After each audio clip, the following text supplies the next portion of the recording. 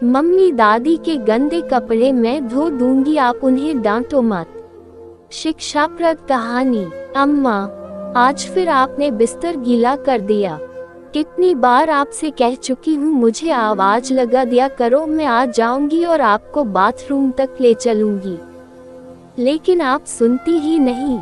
पूरे बिस्तर में से बदबू आ रही है और पूरा कमरा दुर्गंध से भर गया है। अब सारी सफाई मुझे ही तो करनी पड़ेगी। शीला क्रोध से बड़बड़ाए जा रही थी। शीला की सास अरुणा जी को पिछले 2 सालों से यह तकलीफ है। कभी कभी रात को बिस्तर गीला हो जाता, स्वयं पर नियंत्रण नहीं रहता और बताने से पहले ही कपड़े और बिस्तर गीले हो जाते हैं। उन्हें बहुत शर्म महसूस होती है, लेकिन क्या करे, अपने हाथ में तो नहीं है ना। 2 साल पहले जब शिकायत हुई तो शीला उन्हें डॉक्टर के पास ले गई थी। डॉक्टर ने दवा भी दी थी और वे ले भी रही थी, लेकिन उसके बावजूद कभी कभी उनका नियंत्रण नहीं रहता था। सभी का ये कहना था कि बढ़ती उम्र के साथ ये बीमारी कॉमन है।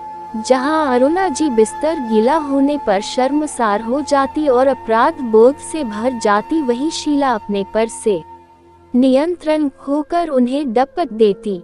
अरुणा जी बस चुप हो जाती। एक बार शीला के डांटने पर अरुणा जी ने कह दिया, बहू, मैं क्या जानबूझकर बिस्तर गीला करती हूँ? मुझे क्या अच्छा लगता है तुम्हें तंग करते हुए, लेकिन यह मेरे कंट्रोल के बाहर है तो मैं क्या करूं? दवा भी नियमित ले रही हूं। शीला ने गुस्सा करते हुए कहा, मुझे नहीं पता, लेकिन सारी गंदगी तो मुझे ही साफ करनी पड़ती है ना। फिर काफी देर तक उसका मूड खराब रहे। तुम क्यों मेरी गंदगी साफ करती हो?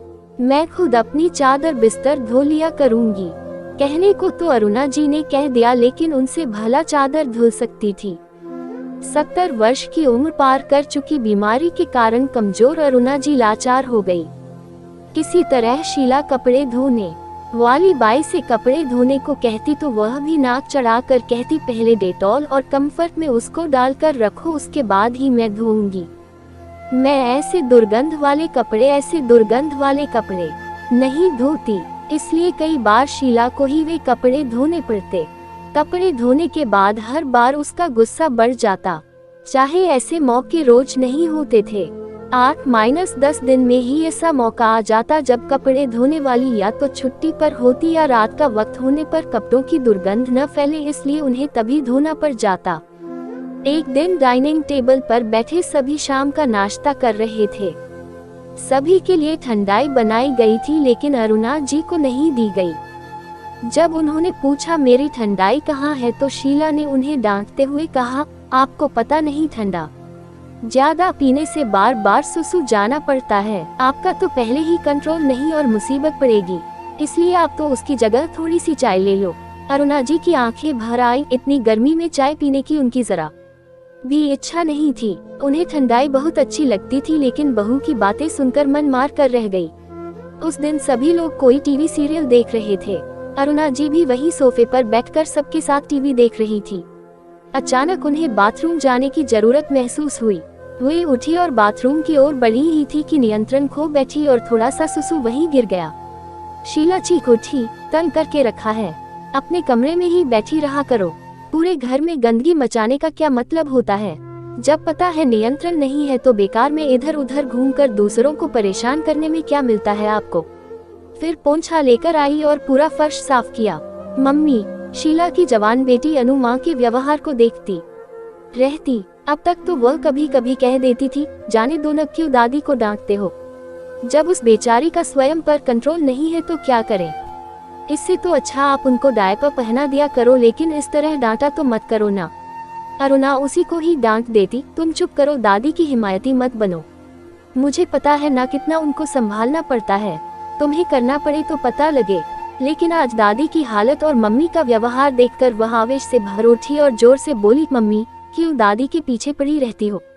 तुमसे नहीं होता तो मत करो, मैं दादी के कपड़े धो दिया करूंगी और मैं उन्हें डायपर भी पहना दिया करूंगी। देखा नहीं तुम्हारे डांटने पर उनकी आंखें कैसे भर आई थी? वह बेचारी अपने कमरे में जाकर छुप छुप कर रोती है। मैंने देखा है उन्हें, लेकिन आप ऐसी निर्मोही क्यों बन रही हैं? भगवान ना करे अगर बड़ी उम्र में आपके साथ भी ऐसा कुछ हो जाए, सेहत संबंधी समस्या आ जाए तो क्या करोगी? बेटी की बातें सुनकर शीला सन रह गई। यह क्या कह दिया बेटी ने? सचमुच अगर उसकी अवस्था भी सास जैसी हो गई तो? और यह सोचकर ही उसे कपकपी आ गई। सास के प्रति वह कुछ ज्यादा ही कठोर क्यों हो गई?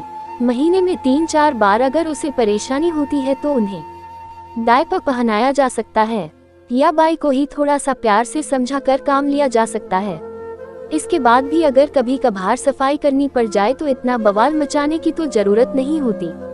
कहते भी है बूढ़े बच्चों के समान होते हैं, जैसे अपने बच्चों के लिए किया वैसे उनके लिए भी तो कर सकते हैं। कुछ देर सोचने के बाद उसने मन ही मन निर्णय लिया, अब आगे से वह सासू माँ को नहीं डांटेगी और ना ही इस तरह से उन पर खींचेगी। अपने किए बर्ताव पर वह खुद शर्मिंदा महसूस करने लगी।